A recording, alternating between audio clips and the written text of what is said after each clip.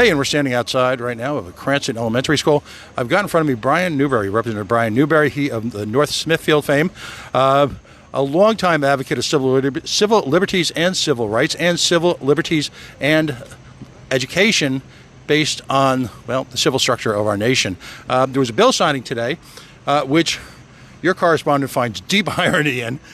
We just spent about a half hour or so listening to some of the lead actors in the grotesque suppression of a variety of civil liberties here talk about, well, the importance of civil liberties, and we're going to educate it. So I'm going to ask him a rhetorical question that I would have loved to have asked the governor, but he had to fly, and he's been pretty fair with us here on the coalition.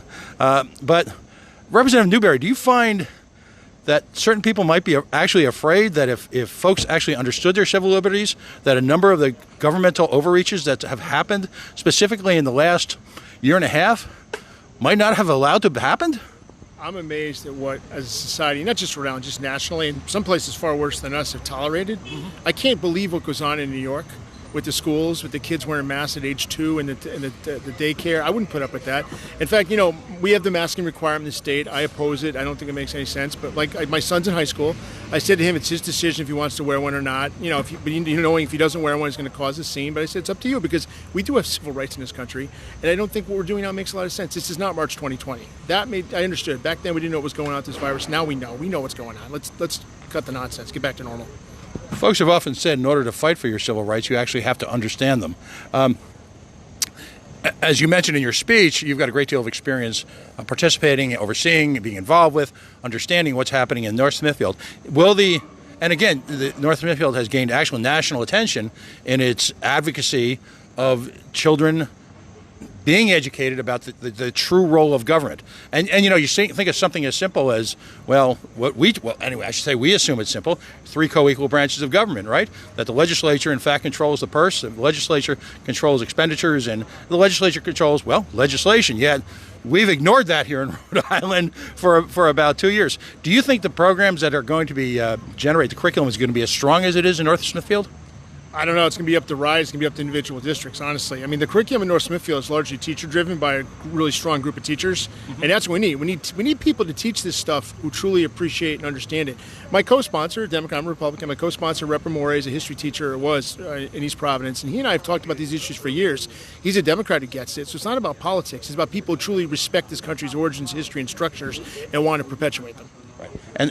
And the structure, as even some of my anarchist friends would be loath to admit, is ultimately those checks and balances. And those checks and balances, a truly independent court, an executive branch that knows its role, again, a legislative branch that's properly empowered, that's what prevents this kind of chaos, isn't it? No, that's exactly it. It's not just about the checks and balances it's also between federal and state. One of the problems in this country, and you've seen it really play out a lot, we have seen, not me, but a lot of people seem to have forgotten, we have a federal government, we have state governments for a reason. In fact, state governments were the origin of the country. They created the federal government. They gave it limited powers. They've expanded over the years, sometimes good, sometimes not good. But at the end of the day, we have a multi-tiered structure of government for a reason. And the reason I got involved in civics education goes beyond that. People, I don't represent the town council or the administrator of North Smithfield, and I have people ask me about town issues, and I have opinions as a resident, but as a state rep, that's not my place, and vice versa. Just like the council members may have opinions as residents, but it's not their place either. And it's the same with Congress and everything else. We need to respect the separation of powers and checks and balances in this country. We don't have. So the notion that powers not specifically enumerated to the federal government shall reside within the states needs to be, perhaps, maybe that should be put on those bulletin boards on I-95? It should be taught better. This idea that the president is king and that Congress, what's going on, this is a bipartisan problem in Washington. Congress has deferred so much or given away so much power to one president after another. It's time for Congress to pull it back. The problem is we need to have the political conviction to do it. And we have to stop treating the president as if he's the king. The president is the chief executive of the federal government, whose main function, really, if you go back historically, was foreign policy, not dictating, mask rules to employers, for example. Excellent. Brian Newberry, North Smithfield, the pride of North Smithfield and Burrillville. Somehow